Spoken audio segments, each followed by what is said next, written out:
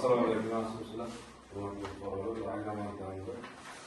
Bizga Toshshahr Anglamaydan 5 ta mahallalar kiritilgan. Naqshlar mahallasi, Buyukto'ra mahallasi, Temizovchi Qarshi mahallasi, Shohbekat mahallasi.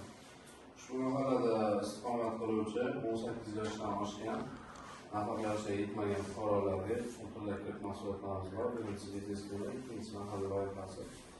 Ushbu kitlarimiz o'zimiz bandlagan shaxslarga ajratiladi.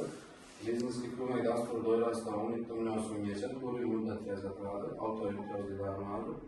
Mahalla loyihasi dasturi doirasida 50 million so'mgacha kirit ajratiladi. Muddati 5 yilga 2 yil imtiyozli daromadi. Ushbu kreditlarimiz ayollar uchun 23%, erkaklar uchun 25%. Mazmun xabarlar istiqomat qiluvchi mas'uliyat olishlar uchun fuqarolar bo'lsa, tavsiya qilsak, tavsiyanoma berib chiqaramiz. Bunday kafillar kerakmi? 50 million so'm uchun kafillik asosida ajratiladi. Mahalla loyihasi, biznes ko'mak dasturi doirasida sug'urta kafillik asosida ajratiladi. 50 milliondan kamga kafil shart emasmi? Yo'q, mahalla loyihasi dasturi doirasi uchun kafillik asosida. Oluvchilar bor, kafillar yo'q ko'pincha. Nechi foiz? Xotin-qizlar uchun 23%, erkaklar uchun 25%.